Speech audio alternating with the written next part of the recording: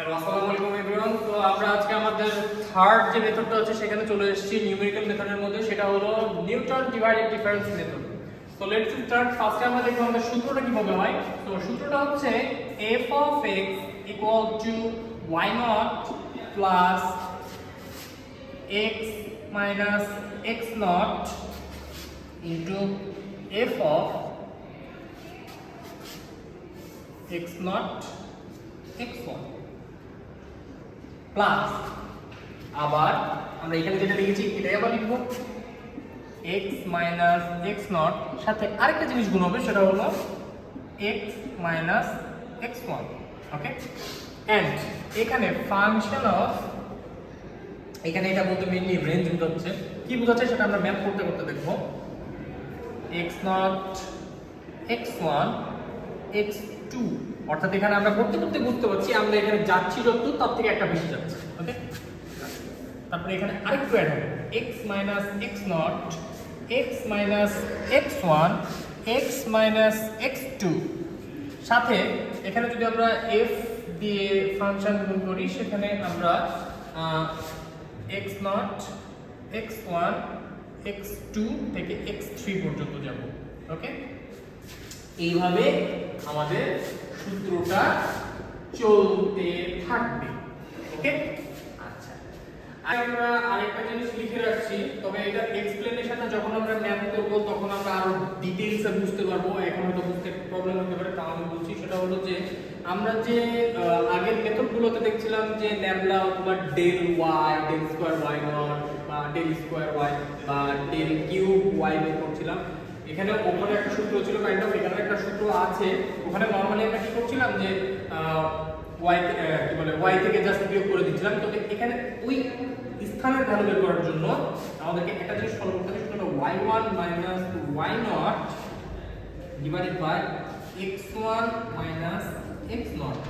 এখানে x1 minus x not বলতে এইটা বোঝাচ্ছে যে, তো এখানে আমরা দেখছি যে y1 minus y naught divide by x1 minus x naught আছে। তো এটা আমরা যখন অন করব তখন বুঝবো সেটা হলো y1 মাইনাস y নট হচ্ছে, এখানে আমরা যেটা ধরবো সেটা হলো সব কাছের যে y টা আছে সেটা নিব এবং তার করেসপন্ডিং আমরা একটা রেখা টানবো কাল্পনিক, সেই কাল্পনিক রেখা বরাবর যে আমরা x এর ভ্যালু পাবো সেটার ভ্যালুটা নিব।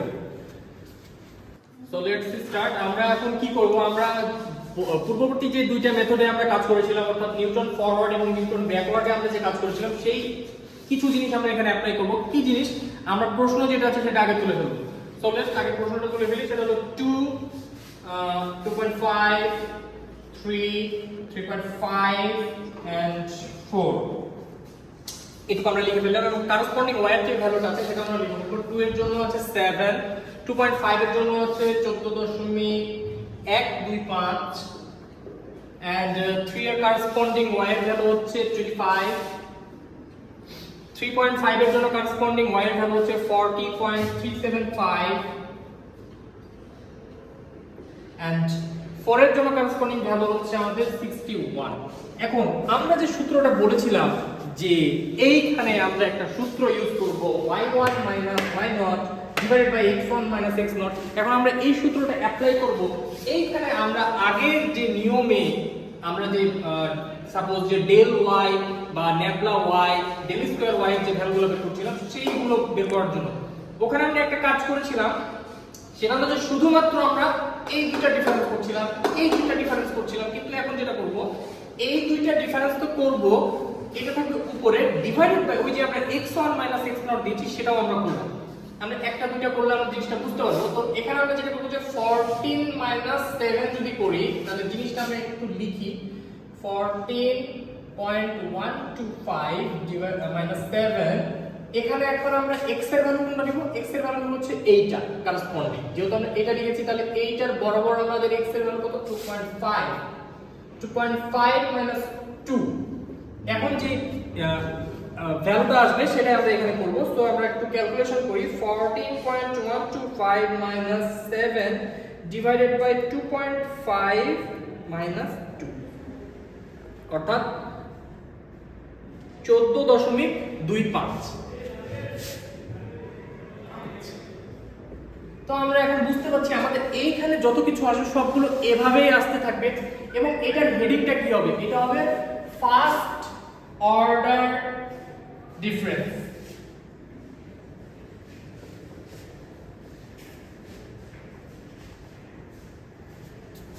বাদবাকিগুলো আমাদের সেম ওয়েতে হবে, যেমন এটা হবে 25 মাইনাস 14.125। আরেকটা জিনিস সেটা হলো আমি এখানে যেভাবে লিখছি আপনাদেরকে এটা এভাবে লিখতে হবে, কারণ আপনারা যদি ডিরেক্ট অ্যানসার বসান তখন আপনাকে ম্যাডাম বা স্যার কোশ্চেন করতে পারে আপনি এভাবে করে তৈরি করেছেন। তাহলে অবশ্যই আমরা আসমান থেকে হয়নি, আমরা এখানে ক্যালকুলেশন করে এনেছি এবং এই ক্যালকুলেশন যেহেতু একটু জটিল আপনারা চেষ্টা করবেন পুরো একটা পেজে এই অঙ্কটা করার যেন আপনাদের জায়গাটা পাওয়া যায়।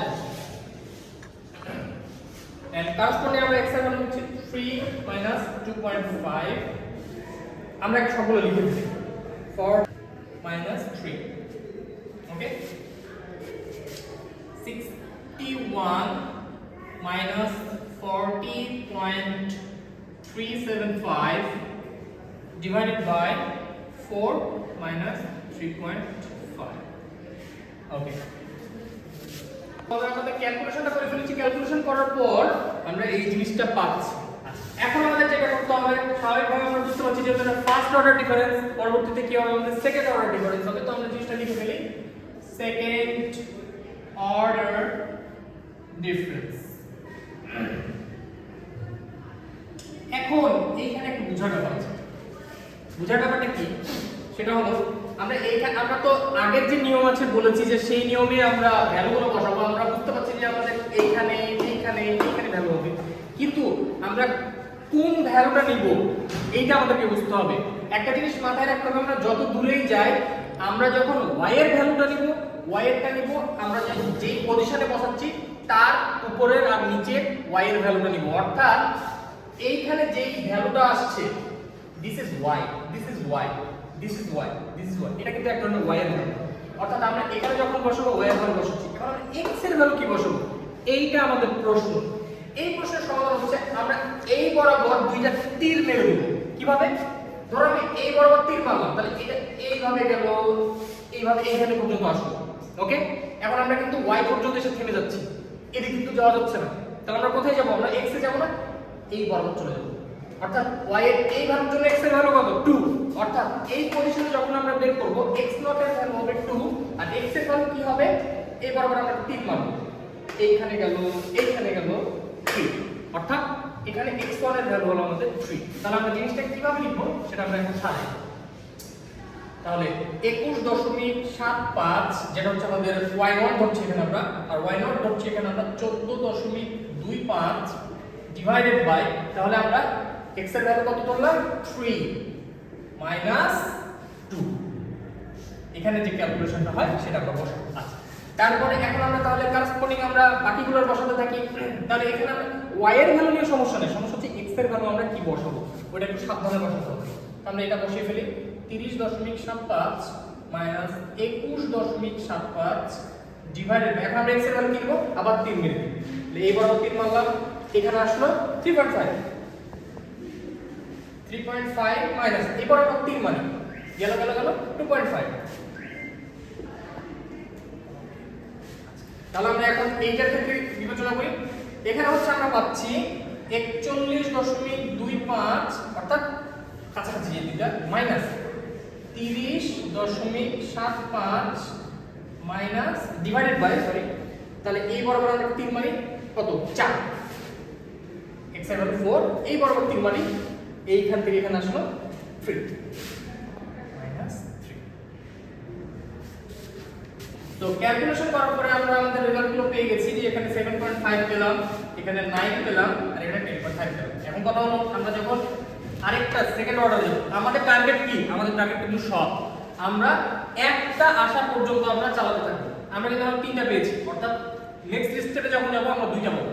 অর্থাৎ আমাদের এই ফাঁকা পজিশনে একটা আসবে, এই ফাঁকা পজিশনে একটা আসবে। এখন এই ফাঁকা পজিশনে আমরা আবার কিভাবে লিখবো আগে লিখব।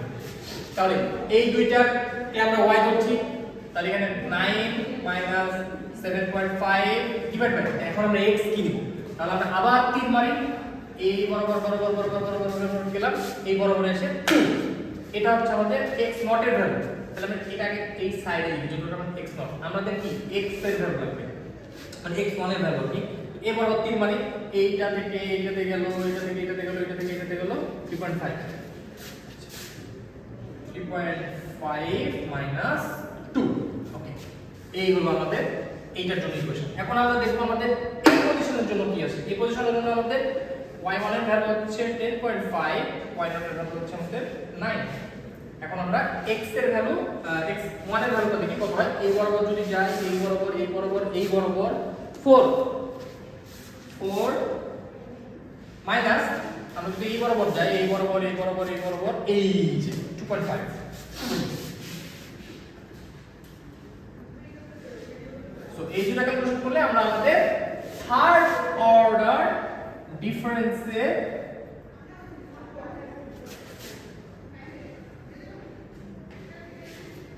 ভ্যালুটা পেয়ে যাব এখানে আমরা দেখতে পাচ্ছি যে আমাদের দুইটার ভ্যালুই 1 এবং 1 চলে এসেছে আচ্ছা তো এখন আমরা আমাদের আগের স্টেপে যাব ফোর্থ অর্ডার ডিফারেন্স ওকে তো ফোর্থ অর্ডার ডিফারেন্স আমরা যখন যাব আমাদের হাতে আছে দুইটা আমরা বুঝতে পারছি আমরা একটা পাবো সেই একটা আমরা এখানে বসাবো আগে নিয়ম আমরা y কোথায় y1 এর ভ্যালু আমরা দেখছি 1 আবার y0 এর ভ্যালু দেখছি 1 আমরা বুঝে গেছি এখানে কি আসবে তো একটু ভদ্রতার খাতিরে আমরা একটু করি x এর ভ্যালুটা বসাই তাহলে হবে না তাহলে আমরা এখন x এর ভ্যালু আবার বসাবো x1 এর ভ্যালু এই বরাবর যেতে থাকবে এই বরাবর এই বরাবর এই বরাবর এই বরাবর সো দিস ইজ আমাদের x1 এর ভ্যালু এখন আমরা x0 এর ভ্যালু নিব তাহলে আমরা আবার কি করব এই বরাবর দেব এই দিস ইজ আমাদের x0 নিচে যাই থাকবে উপরে তো 0 আছে তাহলে কি উত্তর হবে 0 তাহলে আমরা আমাদের ছকের কাজটা সম্পূর্ণ করে ফেলেছি এখন আমরা এই ভ্যালুগুলোকে সূত্রে বসিয়ে দেখব যে কিভাবে অঙ্কটা হচ্ছে সো আমরা আমাদের কাঙ্ক্ষিত সেটা পেয়ে গেছি এখানে আমাদের যে সূত্রটা আমরা লিখেছিলাম জাস্ট এই সূত্রটা একটু বর্ধিত করলেই হয়ে যাবে কারণ আমাদের টার্গেট হচ্ছে কি আমাদের টার্গেট হচ্ছে আমাদের মোটামুটি হচ্ছে ফোর্থ অর্ডার অর্থাৎ আমাদের যখন x4 পর্যন্ত আসবে সেই পর্যন্ত আমরা যাব সো দেখি আমরা এখন দেখি x x0 x x1 x x2 and x x3 এখন ইনটু ফাংশন অফ এখানে অবশ্যই থার্ড ব্র্যাকেট ইউজ করতে হবে x0 x1 x2 x3 x4 আচ্ছা এখন আমরা একটা জিনিস সেটা হলো যে এখানে y0 এর ভ্যালুটা হচ্ছে এই y0 এর ভ্যালু এখানে x x0 অর্থাৎ আমাদের প্রশ্নে যে দেওয়া ছিল যে 3.8 সেটা হচ্ছে আমাদের x এর ভ্যালু আর x0 এর ভ্যালুটা হচ্ছে এখানে 2 আর x x0 বা x x1 তারপর সিরিয়াল হয়ে আসবে x0 টা হচ্ছে 2 x1 হচ্ছে 2.5 x2 হচ্ছে 3 এইভাবে চলবে এখন ব্যাপারটা হচ্ছে এই জিনিসটা কি বা এই জিনিসটা কি এই জিনিসটা হচ্ছে যে f of x0 minus x0 থেকে x1 আমাদেরকে চিন্তা করতে হবে যে x0 থেকে x1 এই বরাবর তুমি একটা চিন্তা করো এই বরাবর চিন্তা করলে আমাদের এই যে আমরা 3 মাপতে মাপতে যে আসছিলাম তাহলে এই বরাবর 3 মাপতে মাপতে আমরা যে ভ্যালুটা পাচ্ছি এই ভ্যালুটাই হচ্ছে f of